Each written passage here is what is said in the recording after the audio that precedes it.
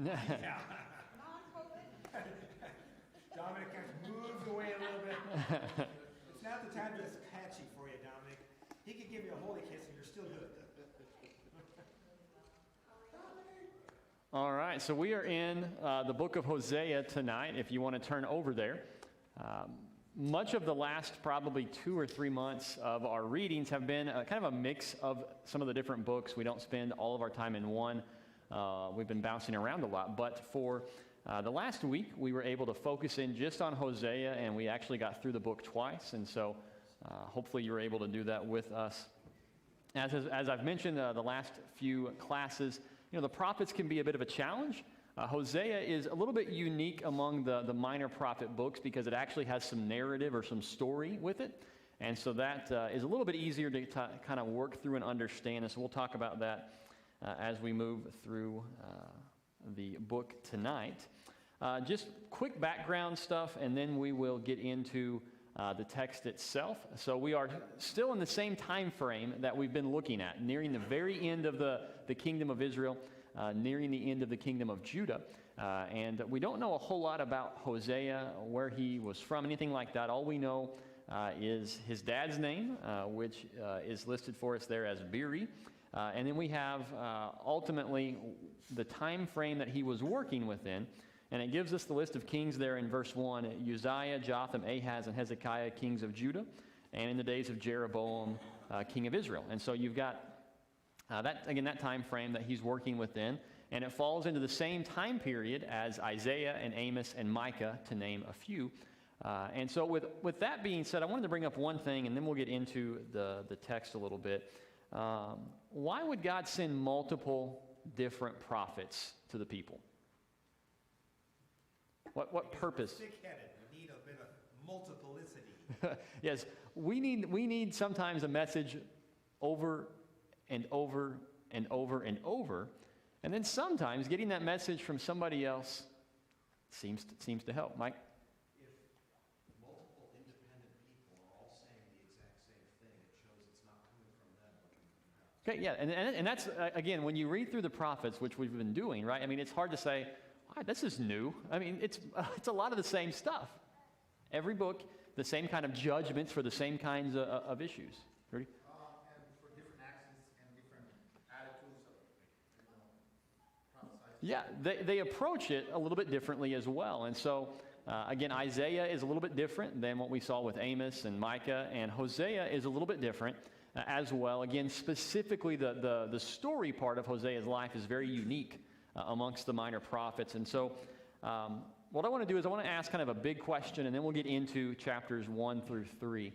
If you could sum up Hosea's message, doesn't have to be everything, but if you could impart, at least kind of relate, what is Hosea doing? What do we have in the book of Hosea?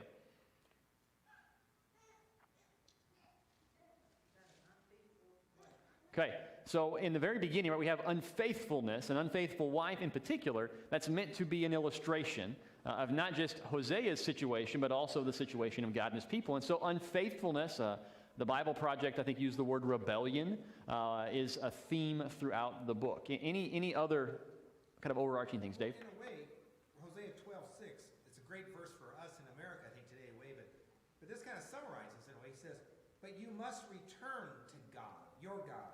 Maintain love and justice, and always wait for your God.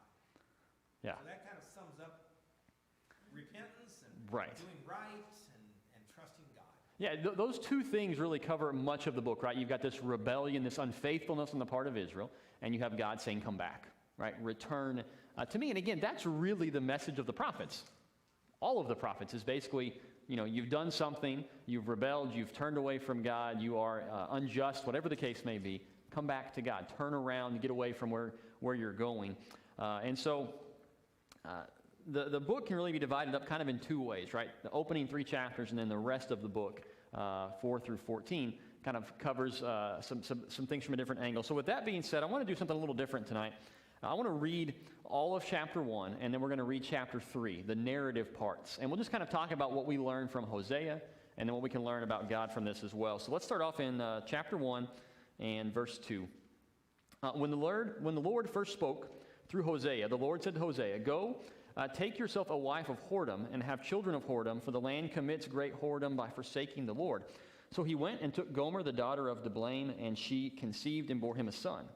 And the Lord said to him, call his name Jezreel, for in just a little while I will punish the house of Jehu for the blood of Jezreel, and I will put an end to the kingdom of the house of Israel. And on that day I will break the bow of Israel in the valley of Jezreel. She conceived again and bore a daughter, and the Lord said to him, call her name No Mercy, for I will no more have mercy on the house of Israel to forgive them at all, but I will have mercy on the house of Judah, and I will save them by the Lord their God. I will not save them by bow or by sword or by war or by horses or by horsemen. When she had weaned No Mercy, she conceived and bore a son, and the Lord said, call his name Not My People, for you are not my people, and I am not your God. Yet the number of the children of Israel shall be like the sand of the sea, which cannot be measured or numbered. And in the place where it was said to them, you are not my people, it shall be said to them, children of the living God. And the children of Judah and the children of Israel shall be gathered together, and they shall appoint for themselves one head, and they shall go up from the land, for great shall be the day of Jezreel. And then in chapter 2, he deals with kind of this more prophetic section related to the unfaithfulness of Israel. And we'll look at the very last few verses there, verses 21 through 23, and then we'll go all the way through chapter 3. In that day I will answer, declares the Lord. I will answer the heavens, and they shall answer the earth, and the earth shall answer the grain and the wine and the oil, and they shall answer Jezreel. And I will sow her for myself in the land, and I will have mercy on No Mercy. And I will say to not my people, you are my people. And he shall say, you are my God. And the Lord said to me, go again, and love a woman who is loved by another man, is an adulteress, even as the Lord loves the children of Israel, though they turn to other gods and love cakes of raisins. So I bought her for 15 shekels of silver, and a homer and a lechitz of barley. And I said to her, you must dwell as mine for many days. You shall not play the whore or belong to another man. So will I also be to you. For the children of Israel shall dwell many days without king or prince, without sacrifice or pillar, without ephod or household gods. Afterward the children of Israel shall return and seek the Lord their God and David their king, and they shall come in fear to the Lord and to his goodness in the latter days. All right, so again, pretty unique situation. In one of the commentaries that I was reading, I think it was Roper's, brought up, God does ask some odd things of the prophets at times. We saw, I think it was last week, Isaiah was basically told to walk around naked and preach a message. I think it's Ezekiel or Jeremiah is asked to preach on their side or to lay on their side for quite a while and do that. And then here we see Hosea is told, I want you to go and marry this woman that, again, your translation may have some different things here. You may have a prostitute. Mine says whoredom, adulteress. I don't know what all your translations say, but this is an unfaithful kind of woman that God asks him to marry. And so with that being said, what is the purpose of this? Rudy? So they stop being unfaithful. Stop loving other gods. They're inventing other gods instead of being the real God. Yeah, so ultimately, it's really not about Hosea and Gomer. It's really about God and Israel. And this is to illustrate that point for them. When we look at this situation, what makes that kind of illustration different than just God telling them that they're unfaithful? I mean, why not just have Hosea preach the people are unfaithful? Why have this? Visual illustrations impact more. Yeah, when we see something, right, it does make a difference. It doesn't necessarily preach or teach a new truth, but it does so in a way that maybe hits us a little more impactfully than it might otherwise, right? And so that's what he uses here, is this opportunity to show the people what it really means. And so when you think about that, right, if you were to say a nation is unfaithful to God, you might not think that's that big of a deal, right? But if you compare it to a relationship of a husband and a wife, well, all of a sudden that is a big deal, right? Nobody says, I don't care about that. They can be unfaithful, not a big deal. No, everybody says that is a huge deal. And that's what God is trying to say to them here. Dave? Isn't it crazy God took so long to get up to that illustration that he could use? I mean, all these kids, he's waiting around to do this. And Right. Finally, the full illustration's there. Yeah, I mean, it all comes together, and that's part of it, right? So you've got this situation with Hosea and his wife, Gomer, and then they have children throughout this process. And the first one is given the name Jezreel, and that's the name of a city. And that city is where several things happen. So a while back, we talked about Ahab. Now, what do we know Ahab for? King of Israel. Someone outside Yeah, he married Jezebel, who was not even remotely close to what God wanted his people to be in a relationship with, right? And he went off the deep end. I mean, everything that you could think of bad, he was in the middle of it. And he's the one that Elijah spent a lot of time kind of butting heads with. Well, God brought up a new king, a guy named Jehu, to take out the family of Ahab. That was his mission, and he did it extremely well. In fact, he went beyond what God had intended. And so when you look in 2 Kings, you'll find that Jehu not only killed the king, the son of Ahab at that point, a guy named Joram, but he killed the king of Judah, Ahaziah, who was also there as an ally of Joram. He killed basically anybody associated with Ahab in that area, and he also killed Ahaziah's relatives that were also in the area to visit Ahaziah, amongst many other things that this guy did that weren't great. And so when you look at all of this, Jehu kind of went above and beyond, and not in a good way, of what God intended in killing way more people. And so God is bringing about punishment here, and Jezreel is kind of drawing attention to that. The other thing I forgot to mention is he also killed Jezebel, which God had prophesied would happen. And so you've got this first child is named Jezreel, and we got that listed there. And then you go down, and your translation may have it a little differently. The ESV helps us out with translating it from the Hebrew. But in verse 6, he says, "Call her name No Mercy." And you may have the actual Hebrew words there. It's, and I'm going to butcher this, but it's Lo Ruhama. And it means basically that idea of no mercy. And so God is using this child, right, to illustrate that he's not going to give mercy to his people. Nancy? It just disturbs me that these poor kids that's just not fair to them.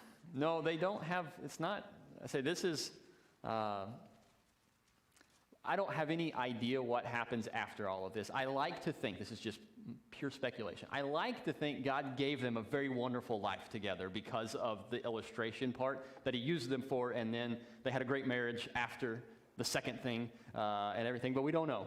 But yeah, their names are not, they're not ideal. They're not things that you would, I mean, you're basically, it'd be like, I guess, calling one of my children like no forgiveness, like every time. No forgiveness, stop doing that. It's like, well, that's kind of harsh on them, but again, the point is to illustrate to Israel what they have done. And then he calls the son, the last child that is born, not my people, and that's the name Lo Ami, not my people. And so again, all of this is to illustrate this is what you have done, and this is what you have become because of your unfaithfulness to me. All of this whole family dynamic God is using here. A lot of people, a lot of other countries name their kids several different names. We just have one name, and a lot of times we don't even know what that name means. But Right. since I've had exchange students from other countries, like one of them had 9 names, and they all had a meaning. Yeah. And It's pretty cool. that's one of the things that's a little bit, we've talked about this before, I think, but that's a unique aspect to our culture, is most of the time, right, it doesn't really matter what the name means. It's more about how it sounds. In the case of our family, it's my wife says they can't be shortened to a nickname. And so that's why our kids are all named what they're named. Although Simo, I figured out one. Tom and I figured that out for Simon, even though that's not really a name. But anyway, sidetrack there. Point being, God used all of this, right? God used all of this situation to illustrate to the people what they had done and how he felt about that. And then we see in chapter 3, right, things kind of built up even more when the point now is not the unfaithfulness of Israel, but what? It switches a little bit, right? The first part is Israel is unfaithful to God, and that's the point of that relationship. But by chapter 3, the focus is now shifted in who is ultimately God really speaking about. The new covenant, the last days, and the Messiah, the joining together. There's good news because God still cares for people, right? He still cares. In fact, at this point, when you look there, he says to buy her back, right? To take a wife again, and he purchases her, whatever was going on there. We don't know, but he purchases her back. And this idea of caring enough to go and do that, right? This unfaithful spouse, he does that. And that's the idea that we see throughout the book of Hosea, is God even still cares for this unfaithful people who continue to turn away from him and go after other gods and all of these different things. And so the story illustrates that, I think, pretty well. Let's talk for just a minute about God.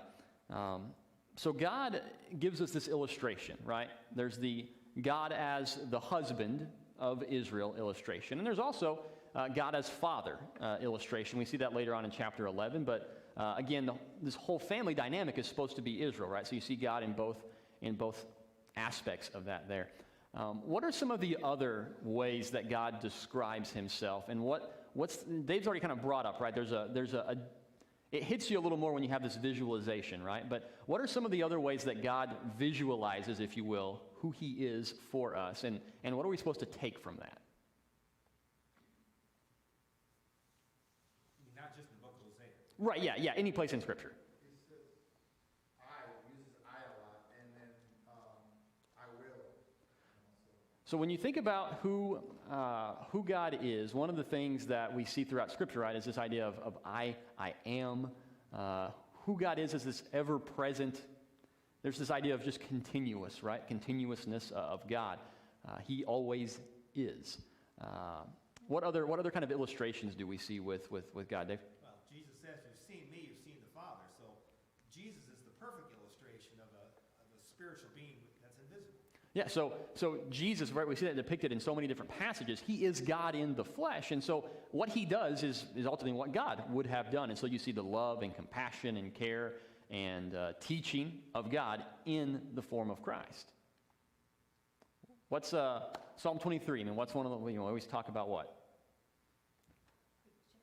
The Lord is my shepherd, right? God as the shepherd. And you think about that illustration. Now again, none of us, anybody have sheep? Anybody do anything with sheep growing up? No. I am now connected to pig farmers. My family's now into pigs, but I'm not to sheep yet. But when you think about a shepherd, right? I mean, what's the purpose of that illustration? I mean, why does God describe himself, and even Jesus? Why do they use shepherd? What are we supposed to take from that? Well, the shepherd knows each and every member of his flock. Yeah.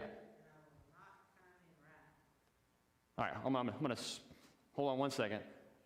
Go with what yours was again. Okay, the shepherd knows each and every sheep in his flock. Okay, you're right. By whatever name, Right. attitude, or whatever. Right. Yeah, there's a relationship there where the shepherd understands each of the sheep, probably knows which ones are prone to go here and go there and do this and do that. And Psalm 23 portrays to us not only does God walk with the sheep, but he takes them to what?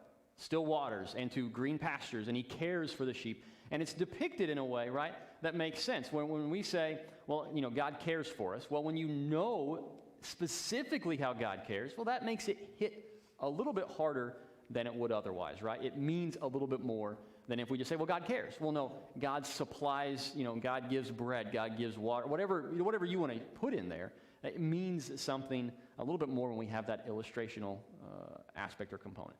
Yeah, I was going to say, it's not just mentioned, he shows it physically, like he cares, like he'll protect you, he'll guide you, he'll teach you. Right. These are all illustrations that are ultimately proving a truth. They're not just cool metaphorical kind of things. They're actually conveying a real truth about who God is and what God does. Chuck? Most of us don't really like being compared to sheep. Right. That is true. But I think it's an apt illustration of how we behave toward God. Right. Oh, that looks good. Let me just run over there. Right. Oh, there's danger over there. I don't see that. Right. Right. And then over and over and over. Yeah, within several of the illustrations, right, you've got an understanding of something about God, but he's also conveying something about us, or some aspect of how he cares for us, that it connects a little bit. It's not just some abstract thought. I thought of, we see, God as king, right, leading his people. You see God as almost like a warrior-like figure, right, able to defeat any other army in battle. He describes himself in that way. And then you think about, when we read through the Psalms, there's a lot of depictions of God as a mountain or a rock, a place of refuge, this almost like a fortress, right, where you're safe. That idea, right? If I say, well, you're safe with me, is very different than welcome into my fortress. That conveys a little bit of a larger sense of safeness, right, because of what it is. And so he does that for us on several occasions. Any other? Yeah, Rudy. God And you think about maybe the parable of the prodigal son. There are different places, right, where the mercy, the grace of God is on display in different settings and in different ways. Go over to chapter 7. We're going to read a few verses that kind of relate to God and understanding Him from Hosea, and then we'll get into a couple of other things. So one of the things, Rudy just brought up mercy. Listen to chapter 7 and verse 13. It says, "Woe to them, for they have strayed from me. Destruction to them, for they have rebelled against me. I would redeem them, but they speak lies against me." You know, in the midst of all of the judgment, right, that we see from God in the prophets, He still has a desire to redeem His people. Now, the question is, will they allow Him to? And that's the question with even salvation today, right? Is God has extended the offer. The question is not, has God done His part? The question is, do we accept what God has done? Do we decide that yes, I will follow you, God, I will go after you. Then go back just a couple of, maybe a page, chapter 5, into the chapter. I want you to listen to what he says, verses 6 through 3. This is, don't know if it's Hosea speaking here, or if it's part of the prophecy as far as if he's telling the people this or what, but it says, "Come, let us return to the Lord, for He has torn us that He may heal us. He has struck us down, and He will bind us up. After 2 days He will revive us. On the third day He will raise us up, that we may live before Him. Let us press on to know the Lord. His going out is sure as the dawn. He will come to us as the showers, as the spring rains that water the earth." I mean, what's being conveyed here about God? If they do what's going to happen?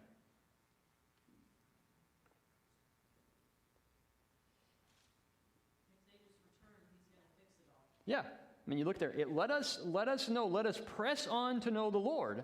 And then it says, He will come to us as the showers, as the spring rains that water the earth. He's just waiting. He's just waiting for them to respond, to do something, right? To turn back to Him. Unfortunately, they just don't do that. They keep going the wrong direction pretty much all the time.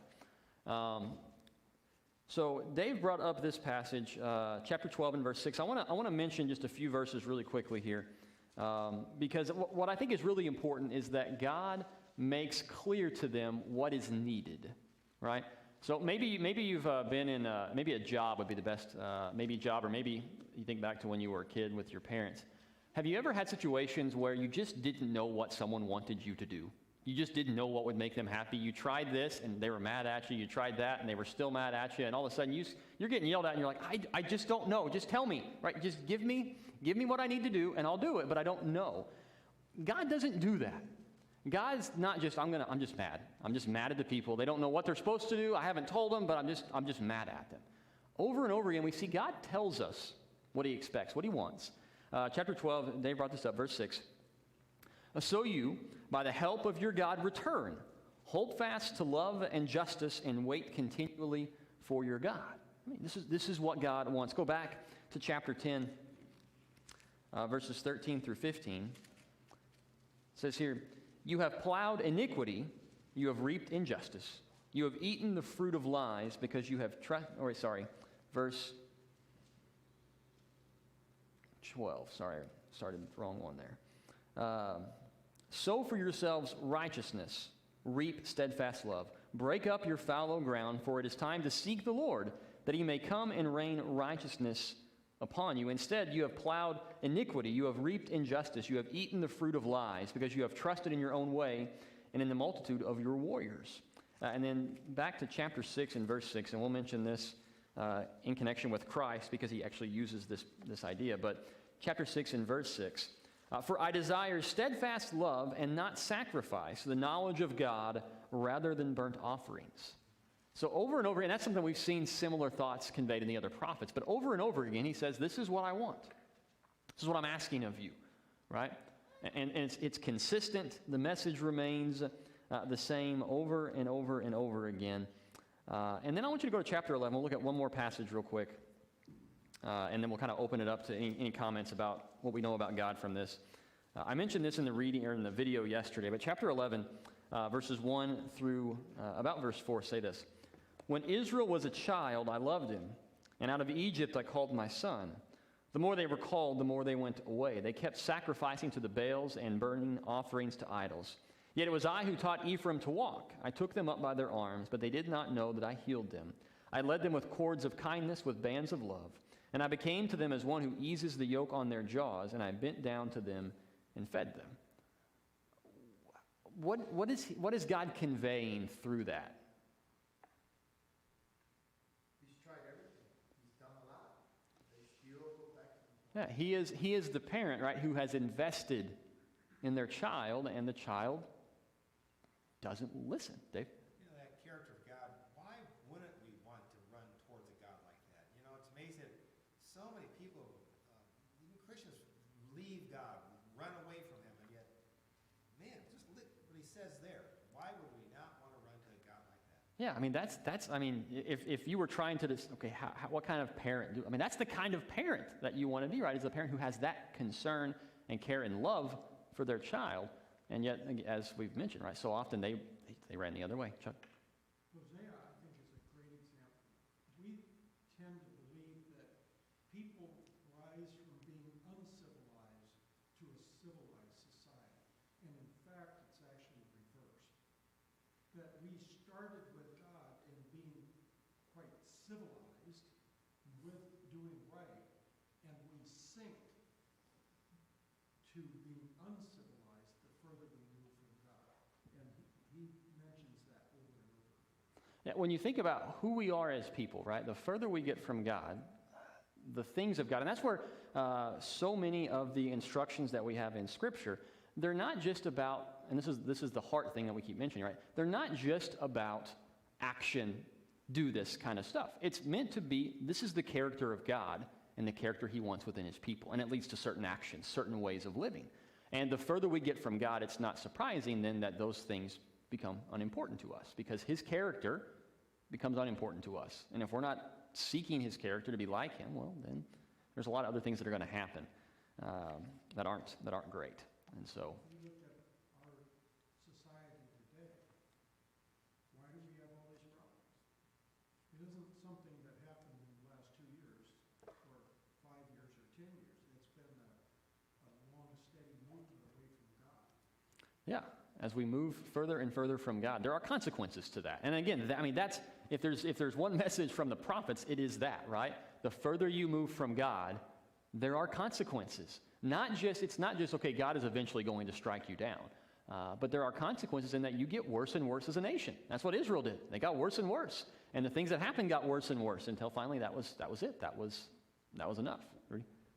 Well, it's kind of hard, and I noticed that it's kind of easy to drift away from all the things that are pointed on this world. Yeah. So you've got to be strong-minded, strong-hearted, because,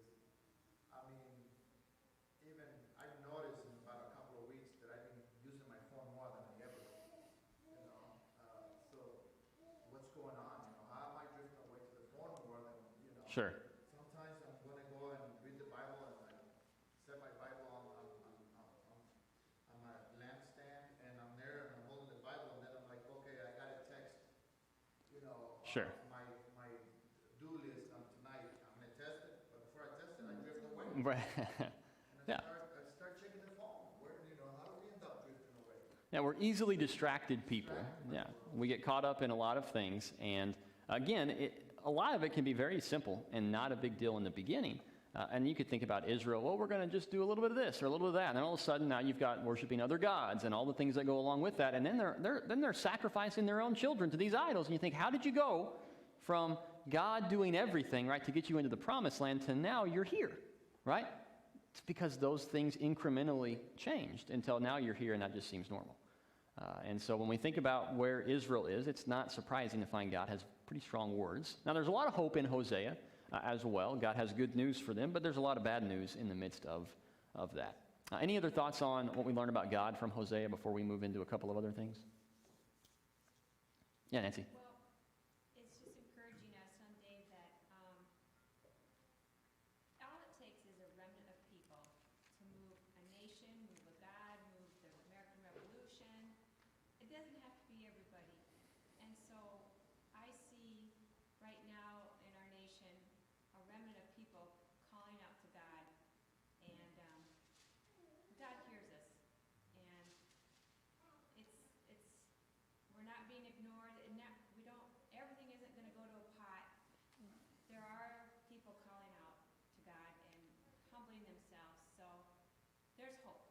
Yeah, and when you look through the prophets, and again, I think the best example, right, that we think about with that idea of we're all, that's it, it's all done, is, Elijah when he says, I'm the only guy, nobody else cares. Well, no, God said, no, there are some. You're not the only one. And ultimately, God works good through even that small amount. Now, the unfortunate part of it is sometimes even the good get punished with the evil. But ultimately, even in all of these books of punishment, there's hope. God is doing good, and that's what we have to keep in mind in the midst of the world that we live in. I want to mention, if you want to go all the way back to chapter 1, we'll just kind of walk through and hit a few things from the book. These kind of connect with a lot of the things we've been talking about from the prophets. And again, I don't know where you're at as far as how much you've studied the prophets or how often you've dug into them. I'm not an extensive minor prophet scholar by any stretch. I've studied them through once before intensively, and then this time as we go through. And there's some challenging stuff. It's hard. You read through and you're like, I have no idea what I just read. I have no idea what's going on here. And so as we read through it, but as we read more and more of them, though, you pick up on some of the themes. Some of these things keep jumping out, and so those become kind of these focal points for us. We've talked about it already, but I want to just mention it again. Chapter 1 and verse 2.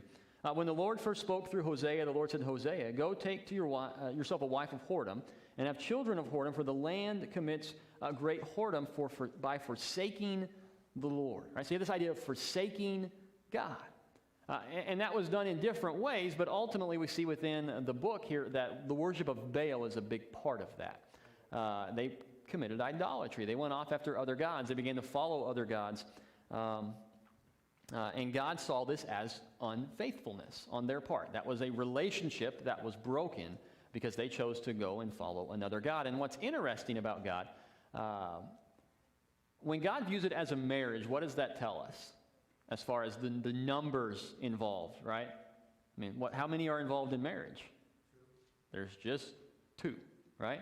And so for a lot of other groups, it might have been, well, you can have your main God and maybe some other gods, or you can worship this God and that God. And God, no, God says, I don't care. You can do everything that I'm telling you to do, but if you're also worshiping that God, doesn't mean anything. You are unfaithful to me. Now, obviously, again, as we brought up, if they're worshiping other gods, they're not going to be doing everything God has told them to do anyway. But it's very clear God intended this to be, this is God, this is Israel. There's a relationship here, and it's the same thing is true with the church as well. And go over to chapter 4. Let's look at one section here that kind of lists for us some of the things that are going on. So this is, my heading here says, the Lord accuses Israel, verse 1. Hear the word of the Lord, O children of Israel, for the Lord has a controversy with the inhabitants of the land. There is no faithfulness or steadfast love, and no knowledge of God in the land. There is swearing, lying, murder, stealing, and committing adultery. They break all bounds, and bloodshed follows bloodshed. Therefore, the land mourns, and all who dwell in it languish, and also the beasts of the field and the birds of the heavens, and even the fish of the sea are taken away.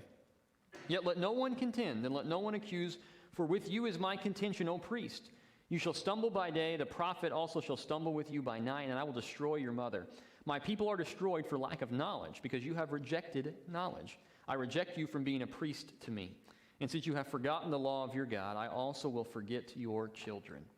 And so he kind of spells out pretty clearly here, here's my accusation against you. Here's what you have done.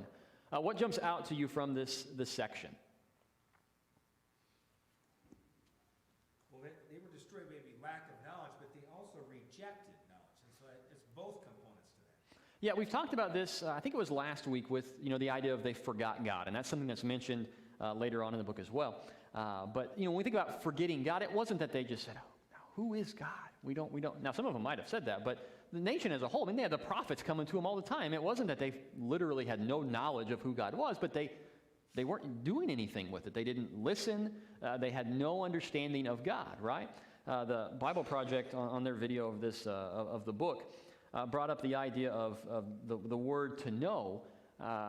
There's a couple of ideas that we think about there, right? You can know about something versus knowing something, right? Or in the case of people, and in the case of God, you could know about God without necessarily knowing God.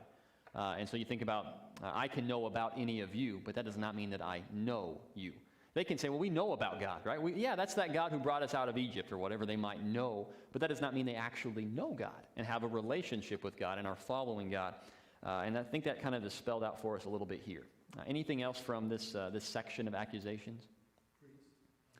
Yeah. They're saying that the people that are going to prophesy are going to suffer too. Yeah, I mean, the leadership, right, of the nation is also at fault for some of the things that are going on, and he is condemning them. I think it's interesting when you look at what we brought up earlier, and Chuck brought this up, right, where as you get further from God, all kinds of things start to happen that are unlike God.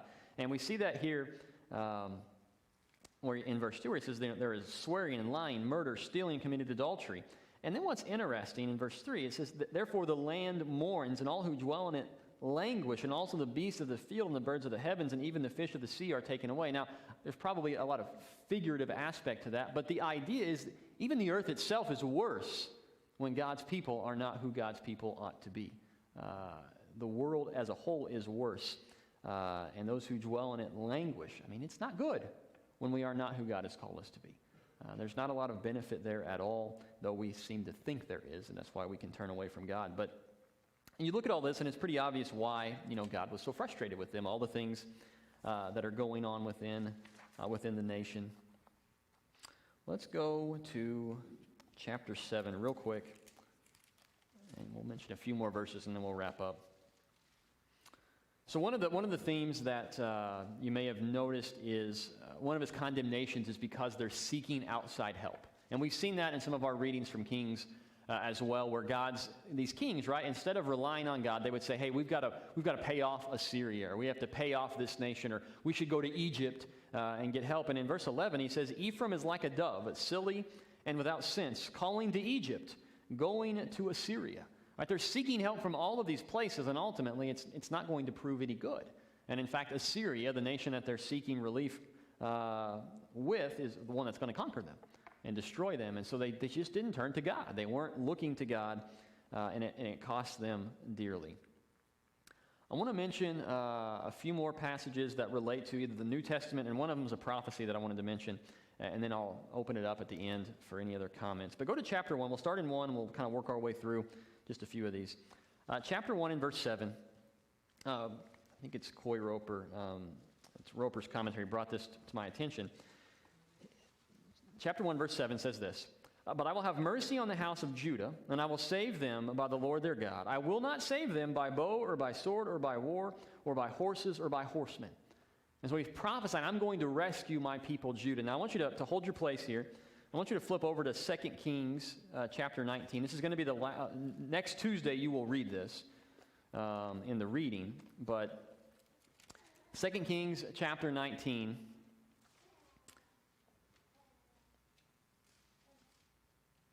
We'll start in verse 32. So Assyria has surrounded basically Jerusalem, or they're going to attack Jerusalem.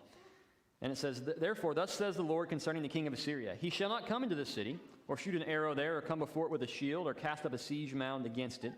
By the way that he came, by the same he shall return, and he shall not come into the city, declares the Lord.